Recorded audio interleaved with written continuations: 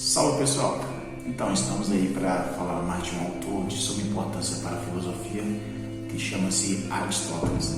Quem é Aristóteles afinal? O que ele faz, o que ele pensa, o que ele desenvolveu? Essas são as questões que nós teremos que trabalhar nesse vídeo. Bem, Aristóteles primeiro saber que é um filósofo grego muito importante para a sua época e para as épocas seguintes. O Aristóteles ele trabalhou diversos assuntos, diversos temas. Muitos assuntos foram reestruturados, sobretudo por Tomás de Aquino, que contribuiu para a estruturação da fé católica, da doutrina católica. Mas Aristóteles então deu base para ele desenvolver alguns conceitos da religião cristã. Primeiro, quando se fala de Aristóteles, nós precisamos saber que ele vai trabalhar todos os assuntos desde ética, política, metafísica, teoria do conhecimento e etc. Qual era a grande questão, a grande dificuldade do filósofo daquela época, da Idade Antiga? Tentar entender o que é o conhecimento, como se pode conhecer. Essa é a área da filosofia que estuda o conhecimento, chama teoria do conhecimento ou epistemologia, que procura entender o que é o conhecimento, existe limite para o conhecimento, quais as razões para eu julgar algo como verdadeiro ou falso. E dentro dessa dinâmica, nós temos o estudo da metafísica. Só uma curiosidade sobre esse tema de metafísica. Como eu falei no início, o Aristóteles escreveu sobre diversos assuntos. E tem um livro que ele, quando estava estruturando a sua biblioteca, não conseguiu identificar. E falava sobre todas as coisas desse livro. Só que ele estava depois da física. E o que seria a metafísica? O Aristóteles, tentando entender essa questão do conhecimento, da experiência, etc., ele vai partir da seguinte afirmação: os seres humanos têm por natureza o desejo de conhecer. O conhecimento está inerente à condição humana. Todos nós queremos ter esse conhecimento. E como que nós alcançamos esse conhecimento? Bem, é muito comum e muito natural que nós tentamos entender, adquirimos esse conhecimento através da sensação, dos sentidos. Então ele vai falar que os sentidos é inerente a todas as pessoas. Todos os animais têm a capacidade ter os sentidos. Quando fala de animal, não está referindo a uma espécie bem específica. Quando Aristóteles fala animal, ele está relacionado àquilo que tem ânima, àquilo que tem alma. Então, todo aquele que tem alma tem a sensação. Porém, ele vai falar que tem alguns seres que não conseguem desenvolver essa sensação. Já aqueles que conseguem desenvolver essa sensação, eles conseguem desenvolver a memória. E na medida em que conseguem desenvolver a memória, conseguem então desenvolver a experiência. E dentro dessas experiências, existem experiências particulares, existem experiências universais. As experiências universais, eles vão chamar de técnica ou então de arte, que é a poesia, o produzir, que pode ser alcançar a tão sonhada ciência, que é o ponto-chave. Quando se fala de metafísica, o que seria metafísica de maneira muito grotesca para nós entendermos? Metafísica poderia ser entendida o estudo do ser. Entender o que é o ser é que é a questão da metafísica. E o que é o ser? O ser é você descobrir a essência de cada coisa.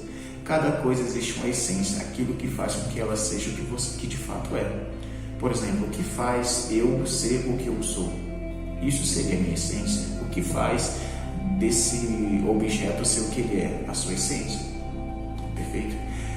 Em Aristóteles, existem alguns conceitos que são importantes para nós entendermos essa dinâmica. Já expliquei o que é o ser, E é interessante quando fala do ser, que o ser nunca vai se esgotar. Por exemplo, o ser se manifesta de várias maneiras, porém nunca na sua totalidade. Quando nós conseguimos descobrir a essência do ser, ali de alguma maneira não é a sua totalidade, é apenas uma pequena manifestação do seu todo. Mas quando se fala de metafísica, é importante nós atentarmos a alguns conceitos.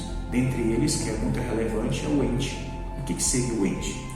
Ente, a definição do ente seria tudo aquilo que nós conhecemos, imaginamos ou pensamos. Tudo isso é ente.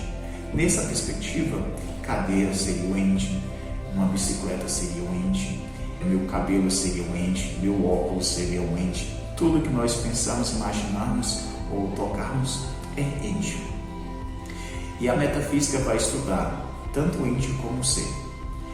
Para entender um pouco mais de metafísica, existem outros conceitos importantes para nós entendermos, para nós tentarmos aprofundar neles aqui ou então até seguir, que é matéria, forma, ato, potência e acidente. A princípio, vamos atentarmos a esses 5.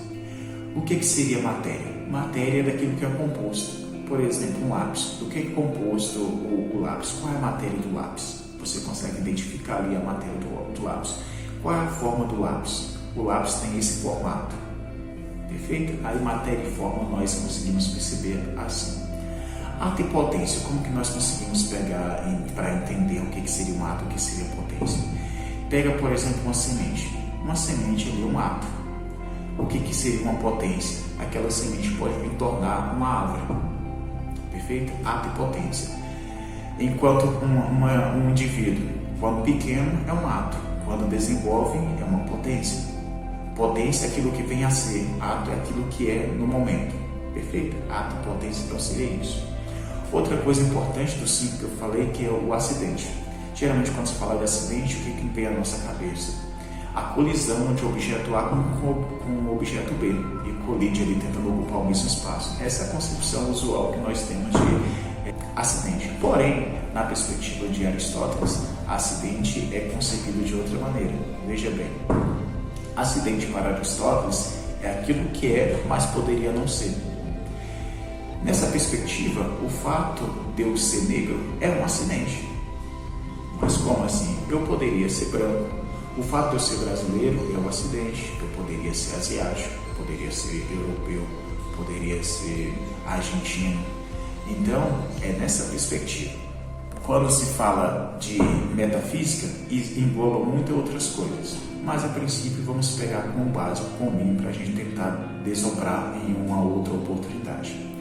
Para finalizar, perceba que quando se fala de conhecimento, o Aristóteles, muito metódico, ele consegue desenvolver uma escada do conhecimento, que tem basicamente aqueles temas que eu falei. Temos aqui, pensa você na sua imaginária uma escada. No primeiro degrau nós temos a sensação. Todo mundo tem a sensação. Alguns deles conseguem desenvolver a sensação.